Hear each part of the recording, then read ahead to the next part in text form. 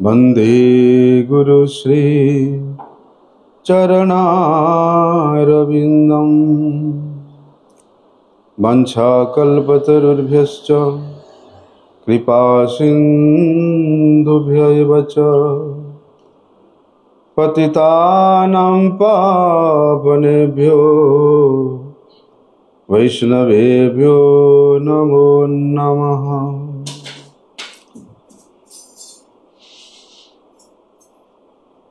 नमो महावदन्याय कृष्ण प्रेम प्रदायते कृष्णाय कृष्ण चैतन्य नामिने गौरत्विषे नमः। नमस्ते तो हलग्राम नमस्ते मुसलायुध नमस्ते रेवतीकांत नमस्ते भक्तवत्सल नमस्ते बलिनाम श्रेष्ठ नमस्ते धरणीधर प्रलंबारे नमस्ते तु त्राहि मां कृष्ण पूर्वज। भुजे सभ्य वेणुं शिरसि शिखिपिच्छं कटितटे दुकुलं नेत्रान्ते सहचरी कटाक्षं च विदधते सदा श्रीमद्वृन्दावनवसति लीला परिचयो जगन्नाथ स्वामी नयन पथगामी भवतु मे। हे कृष्ण करुणा सिंधु दीनबंधु जगत्पते गोपेश गोपिका कांत राधाकांत नमस्तुते। तप्त कांचन गौरांगी राधे वृंदावनेश्वरी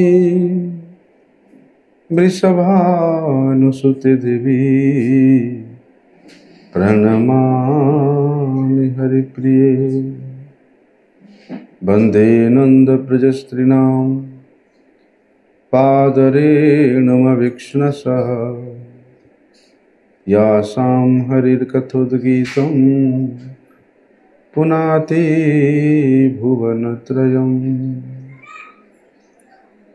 भक्त्या विहीनमपराधलक्ष्यै क्षिप्ताश्च कामादितरङ्गमध्ये कृपामयि त्वां शरणं प्रपन्नं वृन्दे नुमस्ते चरणारविन्दम्।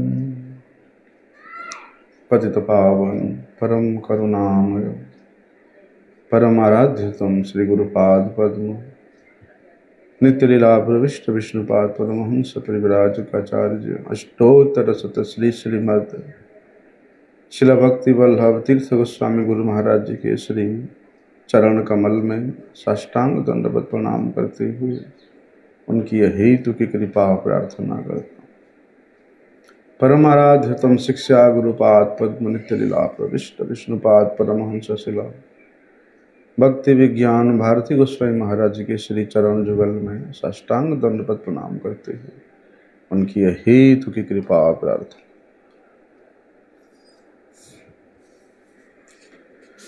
रुदंतम मुहुर्नेत्र युग्मं मृजंतम करम भोज युग्मेन सातंक नेत्रम मुहुर्श्वास कंप त्रिरेखांक कंठ स्थितग्रैवं दामोदरम भक्तिबद्धम। रुदंतम मुहुर्नेत्रम दामोदर अष्टकम के ये द्वितीय प्रार्थना है, द्वितीय श्लोक है कि भगवान अपनी माँ यशोदा के हाथ में छड़ी को देख करके, वे लाठी को देख करके मार खाने के भय से भगवान डर कर रो रहे हैं। और भगवान जानते हैं कि मैं अवश्य अपराध किया हूं, और जिस अपराध के कारण जननी माता बहुत रुष्ट है, और अभी अभी माता को मैंने इतना दौड़ाया,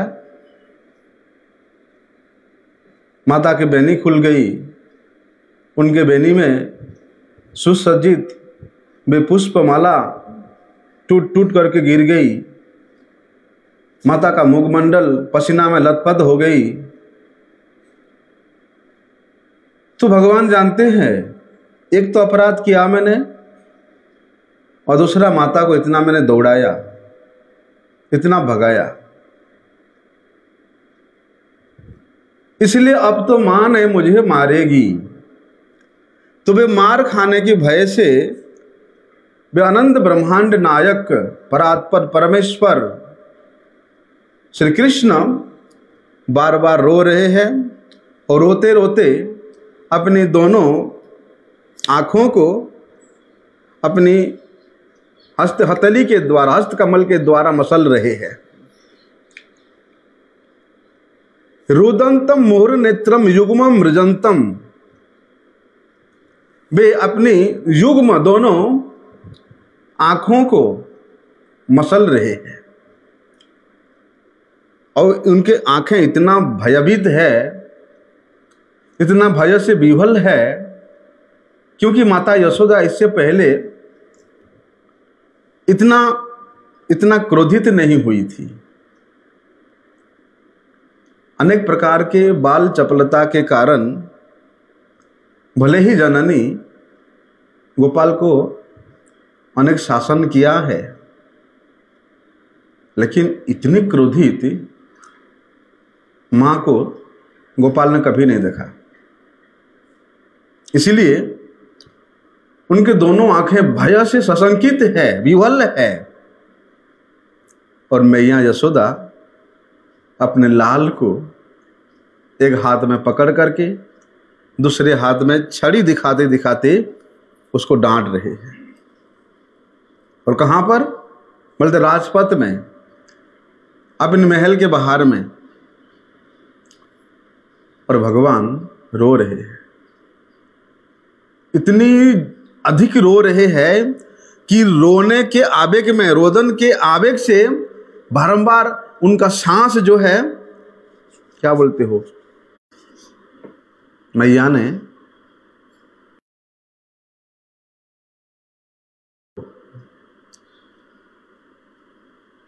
बांध रखा है। किस प्रकार से? बोलते हैं अपने वात्सल्यमयी भाव के द्वारा, वात्सल्यमयी भक्ति के द्वारा मां यशोदा ने अपने लाल के कमर में, उदर में रस्सी से बांधा हुआ है। बोलते वो जो सच्चिदानंद स्वरूप है भगवान, मैं उनको नमन कर रहा हूं, मैं उन दामोदर की वंदना कर रहा हूं। क्या कह रहे हैं वहां? पिछले श्लोक में हम लोगों ने विशेष रूप से श्रवण किया कि श्लोक के जो अंतिम पद है, यशोदा भियो लुख लाभधव मानम परामृष्टम अत्यंत ततुदृत्य गोप्या। बोलते गोपियों के द्वारा प्रेम में आबद्ध होकर के भगवान अपनी सर्वोत्कृष्ट लीला को यहाँ प्रतिपादन करते हुए, प्रकट करते हुए स्वयं ही उस लीला रस में मग्न है, और इन तमाम गोपियों को भी, और उन गोपियों में भी सर्वश्रेष्ठा जो जननी है यशोदा मैया, उनको भी भगवान वात्सल्य रस के आस्वादन करा रहे हैं। और उस लीला विशेषता के उत्कर्ष को हम लोगों ने श्रवण किया था। तो यहां क्या कह रहे हैं सत्यव्रत मुनि कि रुदंतम मुहुर नेत्रम, भगवान यहां रो रहे हैं, क्रंदन कर रहे हैं, मुहुर नेत्रम। सुखदेव गोस्वामी जी ने इस प्रसंग में एक बड़े सुंदर श्लोक श्रीमद् भागवत में उद्धृत करते हैं कि कृतागसम तम प्ररुदंतम अक्षिणी करसंतम भंजन मसिणी सपाणिना उद्विक्ष्यमाणा भय विवले क्षणम हस्ते गृहीत्वा विषयन्त्यवागुरात्। बोलते हैं भगवान अपराधी हैं, इसलिए वे रोते हुए अपनी आंखों से अश्रु प्रवाहित कर रहे हैं और उन अश्रुओं के द्वारा दोनों हस्त कमल से मसले हुए जो कज्जल है, काजल है, वो सर्वत्र प्रसारित हो रहा है। करसंतम भंजन मसिणी स्वपाणिना, अपने हाथों के द्वारा अपनी नेत्र युग्म को भगवान मसलने के कारण मैया ने उनका जो श्रृंगार किया था रात्रि के समय में कज्जल लगा करके, वे कज्जल प्रसारित हो गया है। मानो जगन्नाथ जी प्रकट हो गए, कितने बड़े बड़े आंखें वाले जगन्नाथ जी है ना, वे प्रकट हो गए। तो भगवान अपने आंखों को मसल रहे हैं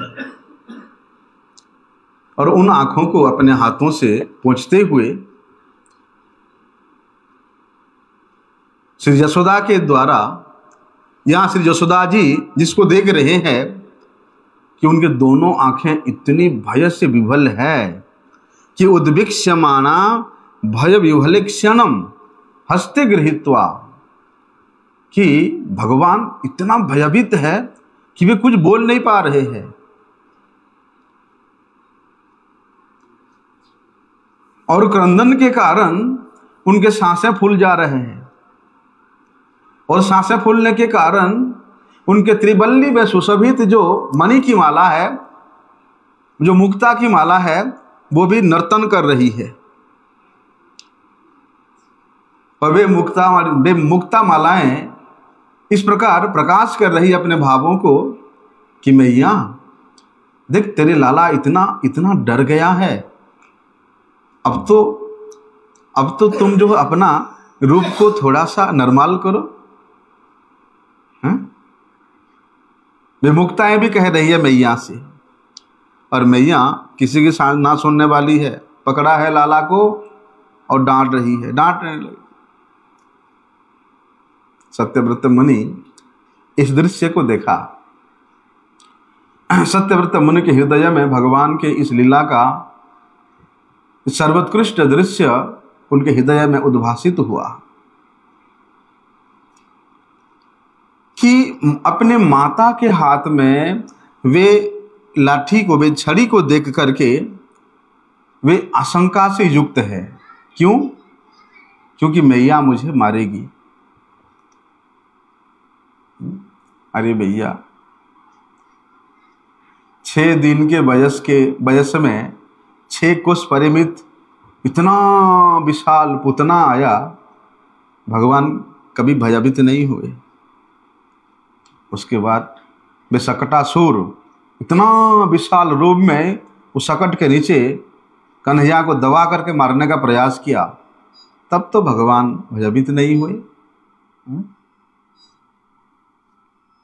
अघासुर, बकासुर, तृणावर्त, इनका नाम सुन के, इनके रूप का चिंतन करके बोलते बड़े बड़े वीर हिलते थे, भयभीत हो जाते थे। और ये छोटा सा बालक कभी तो भयभीत नहीं हुआ। कंस के यहां मथुरा में वो चाणूर और मुष्टिक, कुवलया, पीड़, इतनी विशाल हस्ती को देख करके, और इतना बड़ा बड़ा पहलवान को देख करके तो भयभीत नहीं हुए।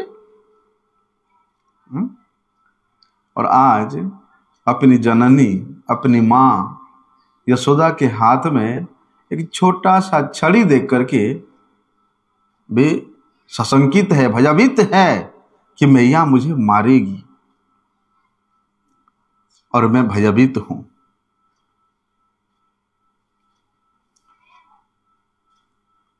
और यदि मैं इस प्रकार भयभीत हो जाऊंगा और रोने लगूंगा और अपना शीश को नीचे करके मैया को भी नहीं देखूंगा, तो शायद मैया मेरे ऐसी अवस्था को, ऐसी दीन अवस्था को देख करके मेरे प्रति दयार्द्र होकर के मुझे छोड़ देगी, मुझे मारेगी नहीं।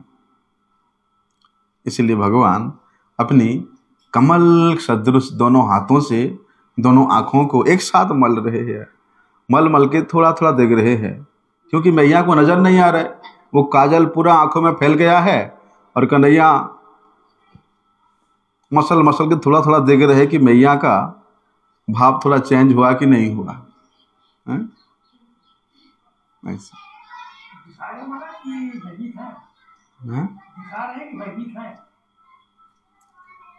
भयभीत है। अपनी मां से किस प्रकार का भय होता है? मां यदि अपने पुत्र को शासन भी करता है तो वो भय किस प्रकार का भय होता है। भले ही पिता अगर डराए अपने पुत्र को, वो भय एक अलग प्रकार का है, और मां कितने भी डराए अपने पुत्र को, वो भय उसमें कितना वात्सल्य भरा होता है।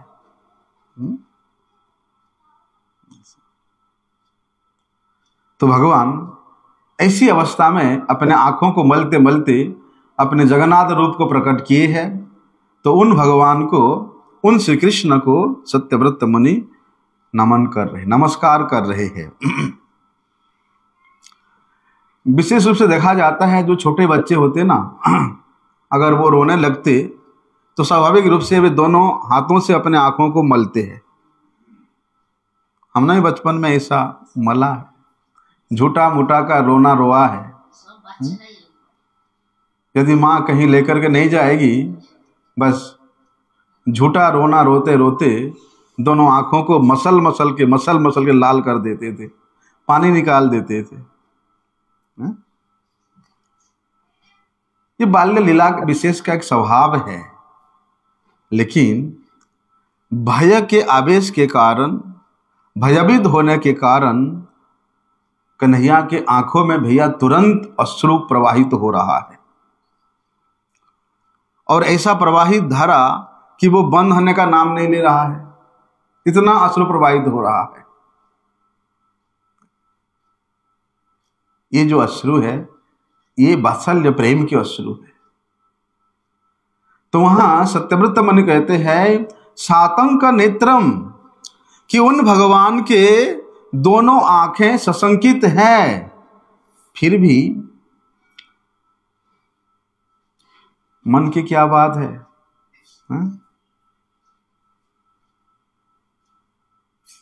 और भगवान को ऐसा भयभीत देखना, भगवान को ऐसा सशंकित देखना, ये तो भगवान के भगवत्ता के विरुद्ध है। भाई तुम सर्वसमर्थ हो, सर्वशक्तिमान हो, सर्वनियंता हो, और तुम्हारे आंखों में इस प्रकार का भय, इस प्रकार की आशंका, वो देखने लायक है। फिर तो मन की क्या बात कहें, बल्कि मैं उन परमेश्वर को नमस्कार करता हूं जिन्होंने भयपूर्वक, भय से विभल होकर के उस प्रकार के रूप को प्रकट किए हैं, और ऐसा भयभीत होकर के भगवान देख रहे हैं, उन भगवान को नमस्कार है। सातंक नेत्रम,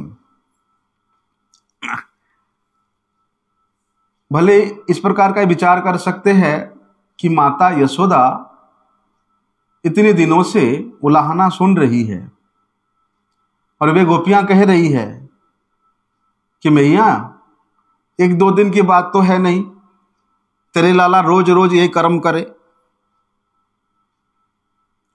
चलो दूध दही खावे तो खा जावे, कोई कछु बात नहीं, लेकिन खावे थोड़े और फैलावे ज्यादा। और वाके बात का करे मैया, ये उस मटकी को भी फोड़ देवे। चलो मटकी फोड़ो तो कोई बात नहीं, जाते जाते ये हमारे बछड़ों को भी खोल के जावे, कहा करें। तो मैया नित्य प्रति उलाहना सुन रही है, और मैया आज स्वयं उस लीला को आस्वादन करना चाह रही है कि कन्हैया अपने घर में अपनी माता के सम्मुख उस प्रकार लीला नहीं किया, उस प्रकार वात्सल्य रस का आस्वादन माता को नहीं कराया। भला अपने घर में कोई चोरी करता है क्या? चोरी तो दूसरे के यहां होता है, लेकिन माता की इच्छा था, प्रबल इच्छा, क्योंकि माता समझ गई कि इन गोपियां जो उलाहना सुनाने आ रही है, क्या वास्तव में उनके घर में क्षति होने के कारण, नुकसान होने के कारण, यहां पे परेशान होने के कारण आ रही है? बोलते नहीं, माता उन तमाम गोपियों के हृदय में लाल के प्रति, कन्हैया के प्रति जो अपार प्रेम का अनुभव किया, बोलते उस प्रेम को वे अपने घर में, अपने हृदय में वे अनुभव करना चाहती थी।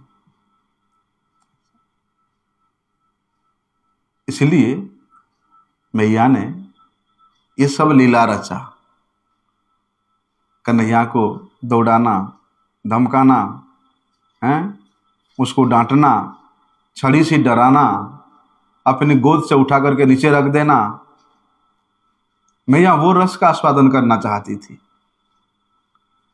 तो भले ही मां के उस प्रकार के डांट से बचने के लिए, माता के उस प्रकार के ताड़ना से बचने के लिए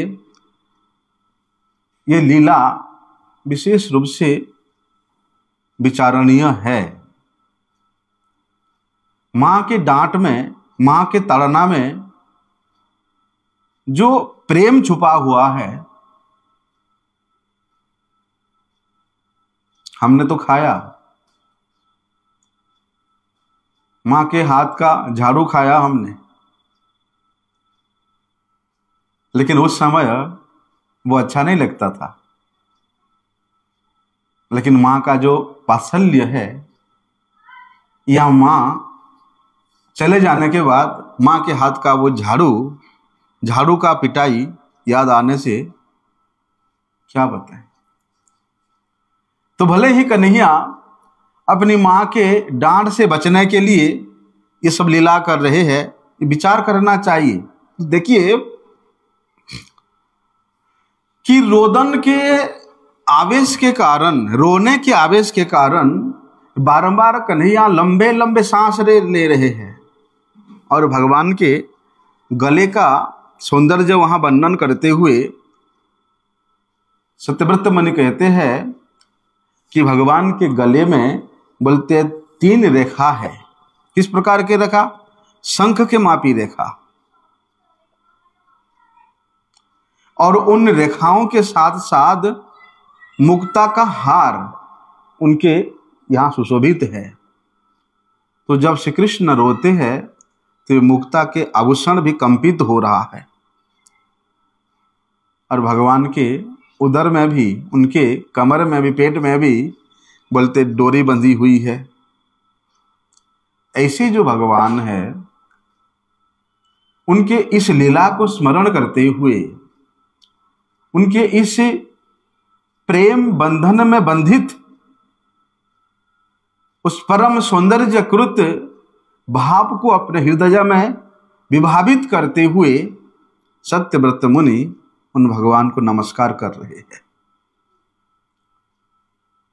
कि गोपी को उल्लुखले दानमा बबंधम प्राकृतम यथा, कि मैया ने वो जो अपने बेणी के बांधने वाला जो रेशम की डोरी है, उसके द्वारा उदर में बांधा, और फिर उसी डोरी को मैया ने उखल में बांधा। दोनों स्थान पर बंधन हुआ है। एक बंधन उखल में है और एक बंधन कन्हैया के पेट में है। तो इसी को अभिव्यंजित करते हुए भगवान किस प्रकार अपने भक्त के वश्यता को स्वीकार करते हैं, भक्त के प्रेम की अधीनता को भगवान स्वीकार करते हैं, या भक्त के पराधीन होने में उनको जो विशेष आनंद की प्राप्ति होती है उसके विशेषता को वर्णन करते हुए यहां सत्यव्रत मुनि कह रहे हैं भक्तिबद्धम, कि वे भगवान बनते तो है केवल भक्ति के द्वारा, प्रेम के द्वारा, परम भाव के द्वारा, नहीं तो उन भगवान को कौन बांध सकता है। अरे देखो, जिन्होंने अपनी माता के साथ संबंध में संबंधित होकर के या अपनी माता के भक्ति के द्वारा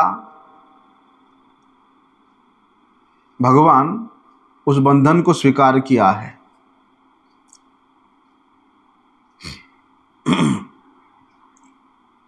यशोदा मैया वो तो उनके लाल है, उनके पुत्र है, तो अपने पुत्र के प्रति भक्ति करने की क्या आवश्यकता है? अरे माता पिता अपने पुत्र के प्रति कोई भक्ति करे, ये क्या शोभा देता है? यहां सुनने में अच्छा लगता है, पुत्र भक्त है, ऐसा अच्छा लग रहा है। मातृभक्त पितृभक्त सुना जाता है। तो फिर माता यशोदा अपने पुत्र के प्रति भक्ति भाव में विभावित होकर के उनको बांधा, भक्तिबद्धम। देखिए, भले ही भगवान के नित्य परिकर गण भगवान के लीला को परिपुष्ट करने के उद्देश्य से भगवान के संबंध में संबंधित होकर के भगवान के मित्र के रूप में, पिता के रूप में, माता के रूप में, सखा के रूप में, प्रेयसी के रूप में, इस अनेक प्रकार के संबंध में संबंधित होकर के भले ही वे प्रकट हुए, आविर्भूत हुए, लेकिन ये सब संबंधी, ये सब परिकरगण, इनका स्वरूप भक्ति स्वरूप है। वे भक्ति स्वरूपिणी है। तो भगवान के उस लीला को परिपुष्ट करने के लिए जिन लीलाओं का चिंतन करके, जिन लीलाओं का स्मरण करके, जिन लीलाओं का कीर्तन करके इस तमाम जगत के लोग अपना परम कल्याण करें, उस उद्देश्य से उस भक्ति स्वरूप और भक्ति स्वरूपिणी अपने समस्त परिकरों को भगवान अपने संबंध में संबंधित करके यहाँ प्रकट कराते हैं और उन्हीं के द्वारा वे भक्ति के महिमा को इस जगत में प्रकाशित करते हैं और भगवान उसी भक्ति के द्वारा ही बंधे जाते हैं। भक्तिबद्धम, तो जो इस पर केवल मात्र भक्ति के रस्सी के द्वारा, प्रेम के डोरी के द्वारा बंधे जाने वाले हैं, ऐसे जो परमेश्वर है, बोलते उनको मैं नमस्कार कर रहा हूं। देखिए, यहां जो भक्ति की विषय में हम लोग श्रवण कर रहे हैं, ऐसे नहीं कि केवल भक्त ही भगवान का भक्ति करता है, बल्कि भगवान भी अपने भक्त के भक्ति करते हैं। ये यथा माम प्रपद्यन्ते ताम तथैव भजाम्यहम्। यदि भक्त भगवान का भजन करता है तो भगवान भी अपने भक्त का भजन करते हैं। भक्त अपने आराध्य का सेवा करता है तो भगवान भी उस सेवक का सेवा करने के लिए हमेशा लालायित रहते हैं।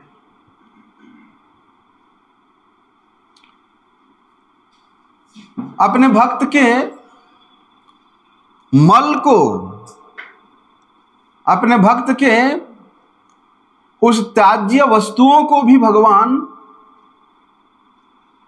साफ करके सेवा करते हैं। आप कल्पना नहीं कर सकते हो। भक्त कहता है प्रभु मेरा अवस्था ऐसे दुर्गंध युक्त कि मैं इसी कपड़े में इसी के साथ मैं टट्टी कर रहा हूं, पेशाब कर रहा हूं, और ऐसे दुर्गंध अवस्था में आप मुझे उठा करके मेरी सेवा कर रहे हैं।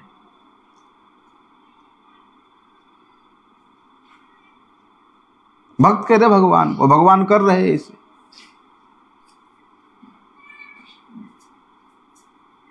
तो ये जो भक्ति है ये दोनों तरफ से है, सेव्य के तरफ से भी है और सेवक के तरफ से भी है। तब भी भगवान उस भक्ति के द्वारा बबंधम बंध जाते हैं।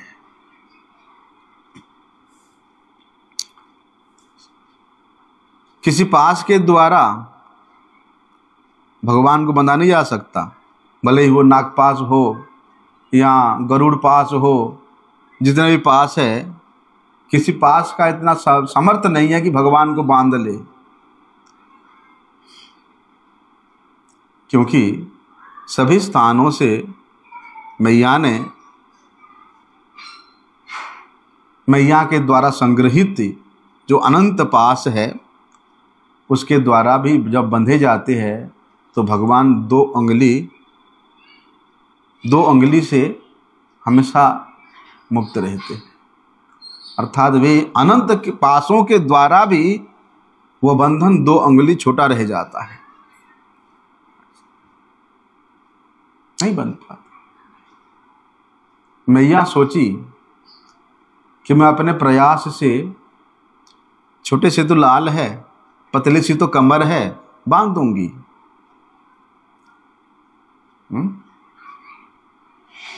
लेकिन 1000 प्रयास करने के उपरांत भी मैया से बंधा नहीं गया।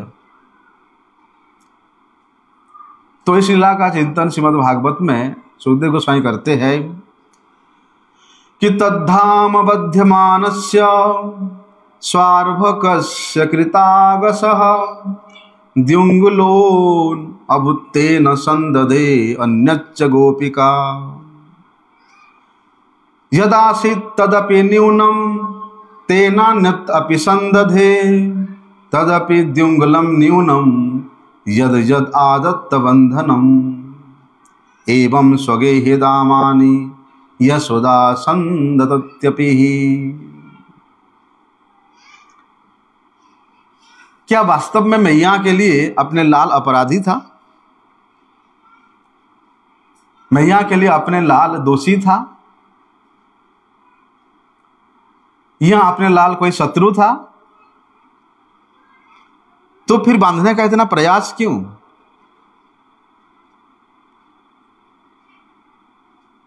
लेकिन मैया अपने लाल को उस प्रकार अपराधी के रूप में, उस प्रकार सशंकित के रूप में, उस प्रकार भयभीत के रूप में मैया देखना चाहती थी। और मैया अपने प्रयास से अपने लाल को बांधने के लिए अनेक चेष्टा किया, लेकिन वो बंधन की जो डोरी है हमेशा 2 उंगली छोटी हो जाती है। जब थोड़ा सा भी छोटी होती है तो उसमें गांठ नहीं पड़ सकता है, और यहां तो 2 उंगली छोटी है। तो यशोदा मैया ने उस डोरी को दूसरी डोरी से जोड़ा, वो भी 2 उंगली छोटी पड़ गई। बोलते इस प्रकार यशोदा मैया के महल में जितनी डोरियां थी, रेशम की डोरी, ऐसी नहीं कि मैया ने वो प्लास्टिक के डोरी में या वो टाइट जो रस्सी में बांधा, नहीं, रेशम की डोरी बड़े कोमल होता है, तो उस रेशम की डोरी से मैया बांधने प्रयास किया। अपने महल में जितना डोरियां सब मैया मंगाई, सबको जोड़ी और कन्हैया को बांधने के लिए प्रयास किया, लेकिन फिर भी 2 उंगली हमेशा से छोटी पड़ रही थी। धीरे धीरे अगल बगल के जितना मैया के सखियां थी उनके घरों से भी मंगाई, फिर भी 2 उंगली छोटी पड़ गई। तो मैया ने ये समस्त प्रकार के रज्जुओं को एकत्रित करके बांधने का प्रयत्न किया, परंतु कृष्ण को नहीं बांध पाई।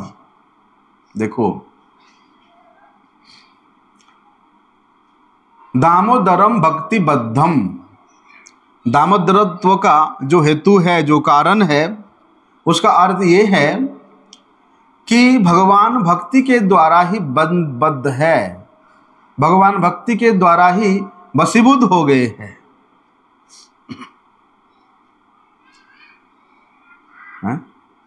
दामोदरम, रस्सी के द्वारा उदर में, तो ये रस्सी क्या था? बोलते यशोदा मैया के ये वात्सल्य प्रेम था। लेकिन मैया अपने उस वात्सल्य प्रेम के द्वारा अपने लाल को बांधने का प्रयास किया था, लेकिन उसमें भी मैया का थोड़ा सा अभिमान था। अरे अपने छोटे के लाल के पास में कैसा अभिमान, अपने छोटे से कन्हैया के पास में कैसा अभिमान। लेकिन भगवान उस अभिमान को भी चूर्ण किया कि मैया सोचती थी कि मैं बांध दूंगी, ये वाला अभिमान था कि मैं कन्हैया को बांध सकती हूं, छोटा सा लाला है। तो भगवान तो भैया वे विभू वस्तु है, उनको कौन बांध सकता है? भले ही मैया अनेक प्रयास करी, फिर भी लीला के द्वारा श्रीमद् भागवत में ये लीला का सूचित हुआ है कि नारद जी की भक्ति की अपेक्षा से वहाँ कौन सा लीला हुआ था? यमलार्जुन का उद्धार हुआ था ना, यमलार्जुन भंजन हुआ था। तो उस लीला को सूचित करते हुए वहाँ सुखदेव गोस्वामी वर्णन करते हैं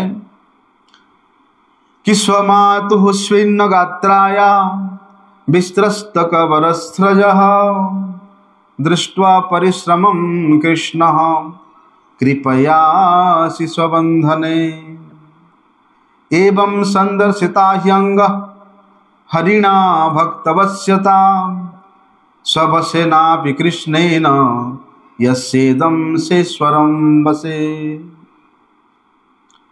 नेमं विरिञ्चो न भवो न श्रीरप्यंग संश्रया प्रसादं लेभिरे गोपी यत्तत्प्राप विमुक्तिदात नायं सुखाप भगवान् देहिनां गोपिकासुतः ज्ञानिनां चात्मभूतानां यथा भक्ति मतामिह। यशोदा मैया जब श्री कृष्ण को बांध रहे हैं, उस समय पुनः पुनः वो डोरियों में गांठ लगा करके कन्हैया को बांधने का प्रयास कर रहे हैं।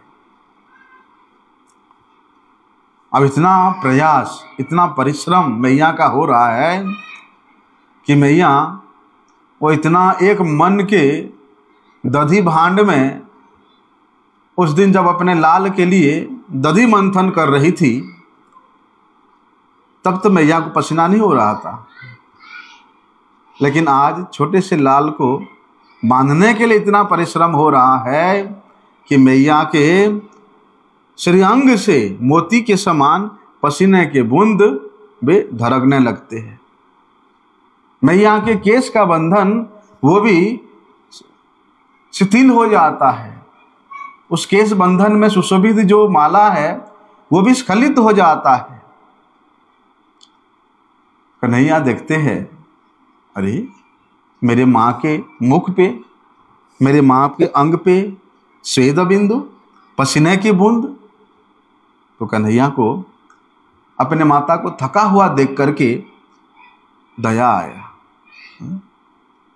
कि मैया और कितना परिश्रम करेगी, हैं? मेरे लिए इतना दौड़ाया मैंने, हैं? और मैं स्वयं भयभीत होकर के मैं स्वयं सशंकित होकर के मैया को भयभीत कर दिया, और अब बांधने के इतना प्रयत्न, इतना प्रयास, इतना परिश्रम, तो भगवान स्वयं कृपा करके, कृपा पूर्वक वे बंध जाते हैं। तो वहां सुखदेव गोस्वामी कहते हैं, बोलते हैं ये जो देवगण है, ब्रह्मा जी से लेकर इंद्र, चंद्र, वरुण, जितने भी देव वृंद है, बोलते इस तमाम देवताओं के द्वारा परिवेष्टित अनंत विश्व ब्रह्मांड जिन भगवान के वशीभूत है, जिन भगवान के इच्छा मात्र से कार्यशील होता है, ये तमाम विश्व जिनके वशीभूत है, ऐसे जो स्वतंत्र श्री हरि है, वे भगवान बंधन को स्वीकार करते हैं तो केवल अपनी भक्ति वश्यता को प्रकाश करने के लिए, कि मैं भक्ति के वश में हूँ, मैं भाव के वश में हूँ, मैं प्रेम के वश में हूँ, मैं भक्त के वश में हूँ। इस भक्ति वश्यता को प्रकाश करने के लिए स्वयं भगवान उस बंधन को स्वीकार करते हैं। और माता यशोदा, बिंदु भैया इस जगत के जो मुक्तिदाता है, अरे तमाम जीवों के बंधन को मुक्त करके जो भगवान मुक्तिदाता है, मुक्ति प्रदान करने वाले हैं, बोलते वही श्री कृष्ण आज अपने मुक्ति के लिए भगमाता के पास आग्रह कर रहे हैं कि माता अब तो छोड़ दो, अब तो बंधन मुक्त कर दो। तमाम जगत के लोग अपने इस भवबंधन से मुक्त होने के लिए हमेशा उन भगवान का स्तुति करते हैं, और आज वे भगवान अपनी माता की स्तुति कर रही है कि माँ अब तो छोड़ दो, छोटा सा लाल हूँ, कितना देर तक बांध के रखोगे। देख देख भैया मेरे कमरे में मेरे कमर में तेरी रस्सी का लाल लाल दाग पड़ गया है, अब तो खोल दे। लेकिन मैया आज निठुर हो गई है, निष्ठुर हो गई है मैया। नहीं कन्हैया, आज तुझे तब तक बांध के रखूंगी जब तक तेरे पिताजी ना आ जाए, नंद बाबा जब तक ना आ जाए तब तक तू ऐसे बंध के ही रहेगी, जो होगा देखा जाएगा।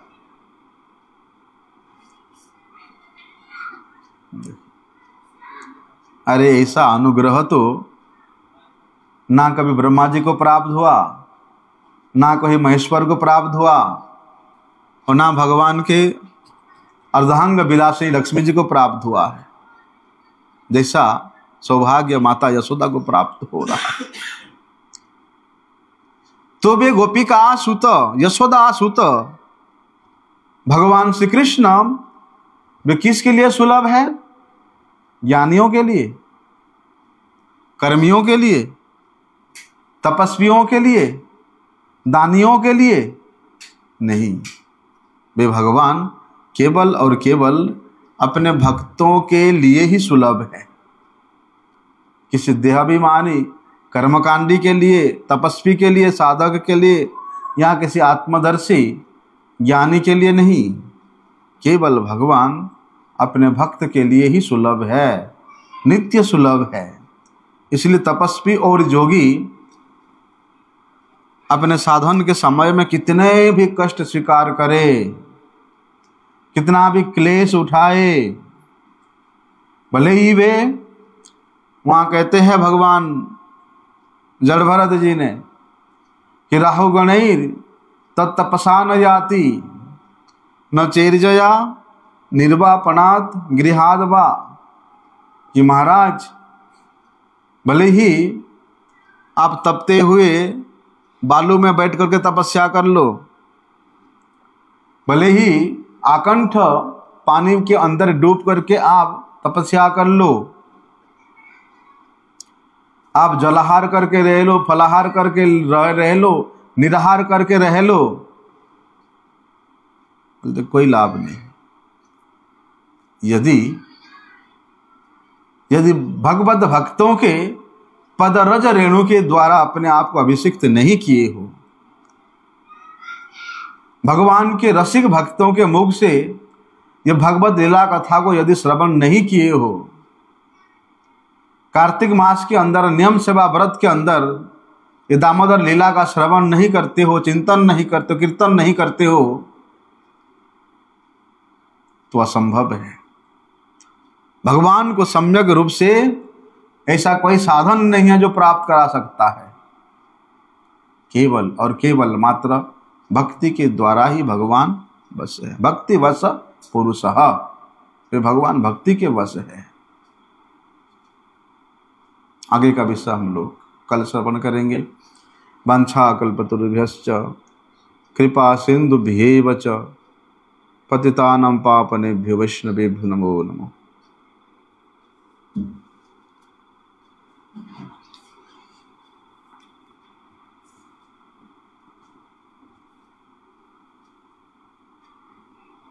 भाई जब कोई नहीं होता उसको बंद कर दिया करो, जब कोई नहीं होता बंद